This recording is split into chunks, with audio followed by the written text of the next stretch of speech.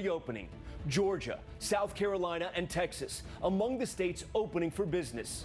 Customers in masks filling into salons, barber shops, and gyms. The new ABC News Ipsos poll showing overwhelming support for social distancing and stay-at-home orders nationwide, 86%. New York's Governor Andrew Cuomo reporting 422 deaths in 24 hours. The state's curve still going down, but the governor warning it's not over. Tonight, a mother and father who both had the virus reunited with their newborn twins who were born premature. Plus, 24 hours after making that stunning suggestion that injecting a disinfectant could possibly be effective in fighting the coronavirus, President Trump now claiming he was being sarcastic. States and medical experts forced to issue public warnings. Maryland State Hotline receiving more than 100 calls. And tonight, the FDA with a warning about hydroxychloroquine pushed so strongly by the president. American families in dire need of help. Long lines at food banks across the U.S. Growing outrage in Florida. Families hungry for food, claiming they can't get their unemployment checks. And now the website is down until Monday. 1 in 4 Americans say someone in their home has now lost a job. President Trump today signing the new relief bill worth nearly $500 billion. Breaking news about that U.S. Navy captain relieved of duty, warning about the coronavirus outbreak on board his aircraft carrier, what the Navy's top admiral is now recommending. The tornado outbreak in the South, the new severe storm warnings tonight and into the weekend. And America strong. 40 factory workers, 12-hour shifts, living inside the plant for 28 days. Tonight, their sacrifice and diligence to help protect America's healthcare workers. This is ABC World News Tonight with David Muir. And good evening. It's great to have you with us on a busy Friday night. I'm Tom Yamas, in for David. And as we end another week of the coronavirus pandemic, America has reached a grim new milestone, even as several states lift restrictions and gamble on reopening businesses. Tonight, we remember the lives lost here in the U.S., the number now topping 50,000, more than 3,000 since yesterday. Hardest hit New York, coming down from the peak, still with 422 deaths in the past 24 hours. The governor is fearing a second wave in the fall, saying this could just be halftime. In Detroit, the sad funeral procession for a 5-year-old Skylar Herbert, the daughter of 2 Detroit first responders. The virus took her life. Georgia, one of the states lifting restrictions, customers returning to hair salons, tattoo parlors, and bowling alleys. Some business owners eager to open, others fearing it's too soon. President Trump signing the latest aid measure, $484 billion. Who will it help, and will it save jobs? And with millions out of work, the long lines at food banks like this one here in Miami Lakes, Florida, and the unemployment checks that haven't arrived. Yet across the country, there is strong support for the measures in place. A new ABC News Ipsos poll finding 86% believe social distancing and stay-at-home orders are responsible policies that save lives. A lot to get to tonight. We begin with ABC's Steve Osunsami in Atlanta, Georgia, speaking with some of the first customers as businesses open their doors. This is what reopening businesses looks like in Georgia tonight. Have you been in contact with any person diagnosed with COVID-19 in the past 14 days? Taking temperatures at nail salons to make sure customers aren't sick, wearing plastic shields in beauty shops and wearing masks under those, keeping 6 feet of social distance at gyms. Nervous, anxiety, all that too, but we all want to come back to work. Regina Herschel says after 5 long weeks with no way to pay her bills, she was determined to come to work today. If we don't work, we'll be homeless or hungry, and that's not possible, so we got to take this risk. This was her first customer in more than a month. I trust my stylist to take the necessary precautions to keep me safe. And it's not just Georgia. Authorities in several states are now allowing some businesses to reopen starting today and Monday. I don't think it's too soon, no. I think it's about right on time. This is happening as the coronavirus crisis continues and the death toll in this country reaches 50,000 Americans. In New York State, which has suffered more than any other, they are not opening anything yet. People are talking about potential for the virus to come back in the fall, which means the game isn't over, which means the game could be just at halftime. So let's make sure we're learning the lessons of what has happened thus far. But at the same time, in New York City, the FEMA Field Hospital at the Javits Center is now scheduled to close next month. And that Navy hospital ship is leaving next week. Numbers are improving, but New York's governor says don't be fooled. If you say, well, we're done, can't stay in the house anymore, let's just reopen. Just start business tomorrow. Let's go. What happens? That's what happens. All the progress we made is gone. Even big department stores like Macy's and Gap that are struggling to survive say they won't open back up in Georgia just yet, even if authorities allow. The protests to reopen economies are picking up. This was at the state capitol in Wisconsin today. On the beaches in Ventura County, California, there are crowds. Tonight, authorities are reminding residents that no sunbathing is allowed and you have to keep moving. There's a story out of Michigan that speaks to recovery. The two parents of these twin boys who were born premature at this hospital in Detroit are meeting their twins for the first time. Mom and dad tested positive for COVID-19. This is the moment when it was safe to hold their children. And in New York tonight, a gift from a retired Kansas farmer to the governor of New York. If you could, would you please give this mask to a nurse or doctor in your state? A farmer named Dennis sent a mask with this letter saying he has a wife with diabetes and one lung, but still wanted to help. How beautiful is that? An incredible act right there by that farmer. Steve joins us now from Atlanta. And Steve, there in Georgia, we will see more businesses allowed to open in the coming days? That's right, Tom. On Monday, both movie theaters and restaurants will be allowed to fully reopen, but we've spoken with a number of restaurant owners who tell us that they won't open their dining rooms even though they can because they're more concerned about the safety of both their customers and their staff. Tom? Steve Osunsami with those major new developments today. All right, Steve, thank you. Next to the uproar over President Trump's remarks about using disinfectants inside the body to treat the coronavirus. The president now saying he was being sarcastic, but the remarks prompted health officials and the maker of Lysol to warn people against ingesting disinfectants. Here's ABC's John Carl. Today, the White House is struggling to explain these comments by the president, where he suggested injecting a disinfectant could prove to be a treatment for COVID-19. Supposing we hit the body with a tremendous, whether it's ultraviolet or just very powerful light, and I think you said that hasn't been checked, but you're going to test it. And then I said, supposing you brought the light inside the body, which you can do either through the skin or in some other way.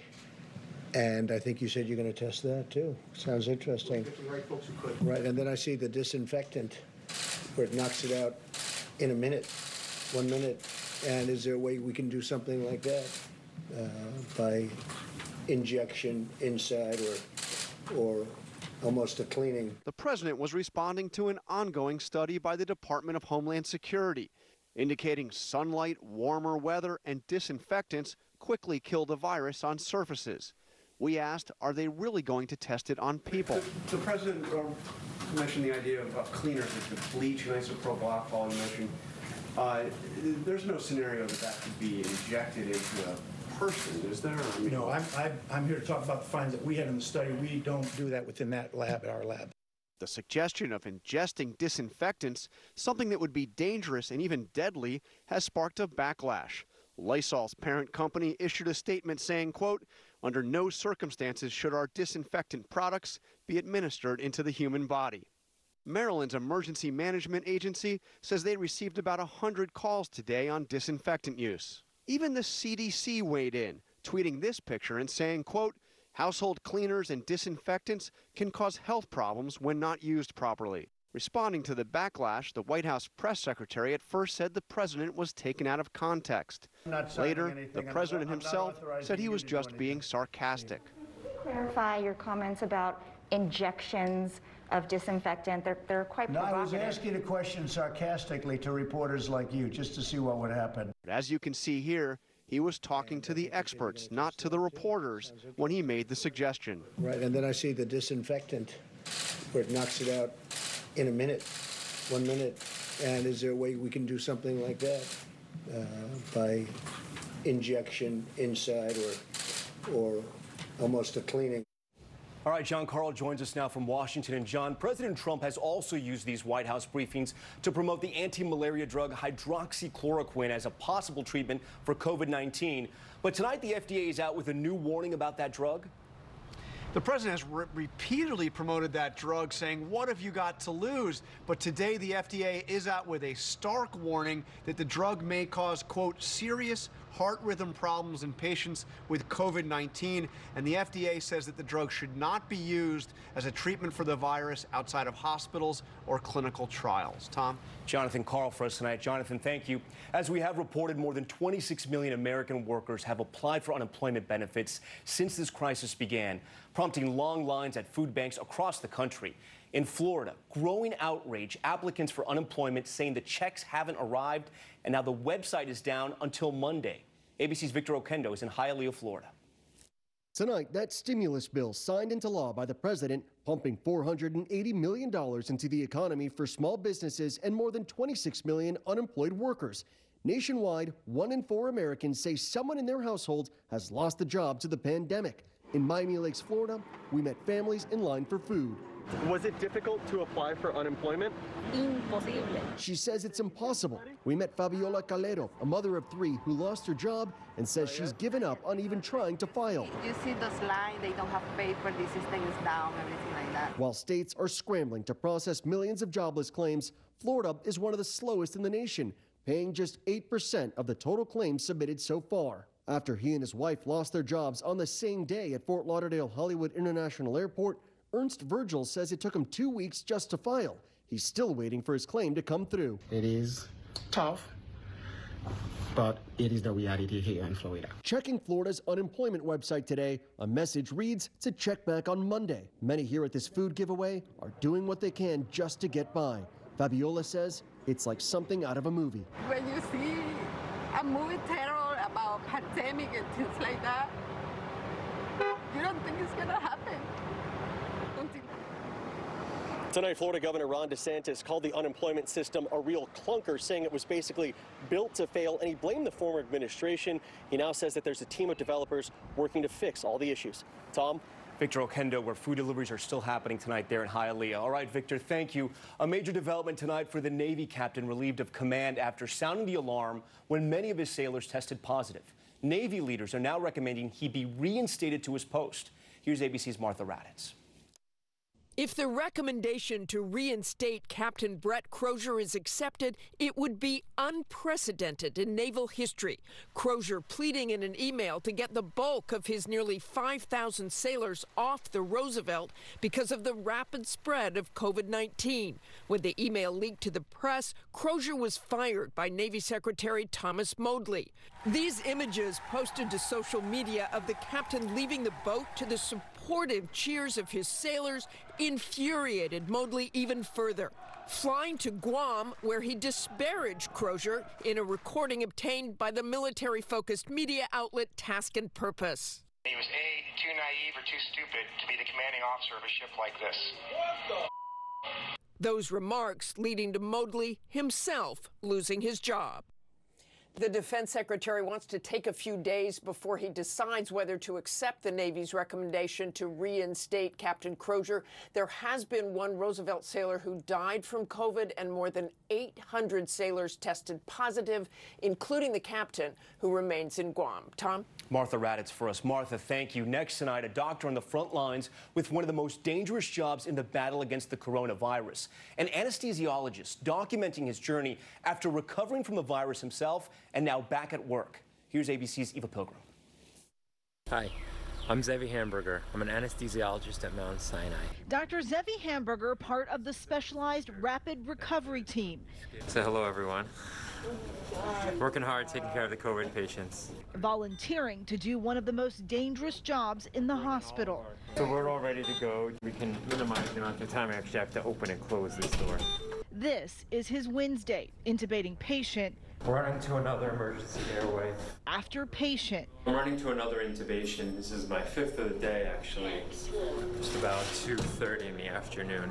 A procedure where the risk for spread is high, but Dr. Hamburger is a COVID survivor. I was hoping since I had the virus myself, I'd have some modicum of immunity.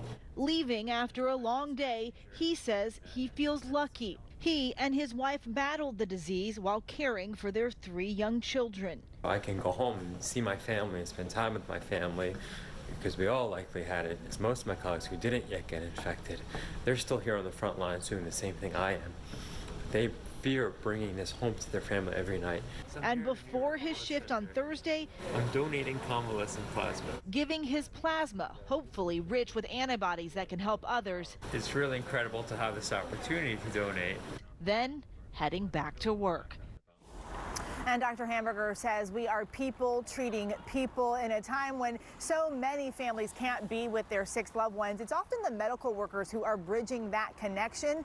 He says it's those experiences that will haunt him. Tom. That doctor returning back to the front lines. All right, Eva, thank you for that. And there's still much more ahead on World News Tonight this Friday. Tornado watches just issued in several states. New alerts for more possible twisters, hail, and damaging winds. Our Rob Marciano is standing by tonight. And airlines making major changes for passengers and crew. And take a look at this, the suggested new seating design.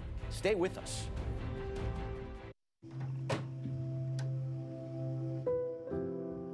Dad, I'm scared.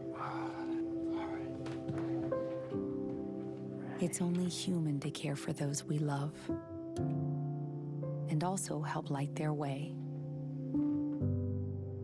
It's why last year Chevron invested over $10 billion to bring affordable, reliable, ever cleaner energy to America. Guys, what's the matter? I heard there were fleas out here. And ticks. And mosquitoes. Listen up, scaredy cats. We all have K9 Advantix 2 to protect us. It kills and repels fleas, ticks, and mosquitoes, too. Do you have concerns about mild memory loss related to aging? Prevagen is the #1 pharmacist-recommended memory support brand. You can find it in the vitamin aisle in stores everywhere. Prevagen, healthier brain, better life. Hey, can I go? Hold on 1 second. Sure. Okay, safe driver, save 40%. Guys. Check it out. Safe driver, save 40%. Safe driver, save 40%. Safe driver, save 40%. That's Safe Driver Save 40%. It is. That's Safe Driver Save 40%. It's right there. It's him. He's here. He's right here. Hi. Hi. Hey. That's totally him. That's him. That's totally the guy. Safe drivers do save 40%. Click or call for a quote today. Here's the thing about managing multiple clouds for your business. When you've got public clouds and private clouds and hybrid clouds,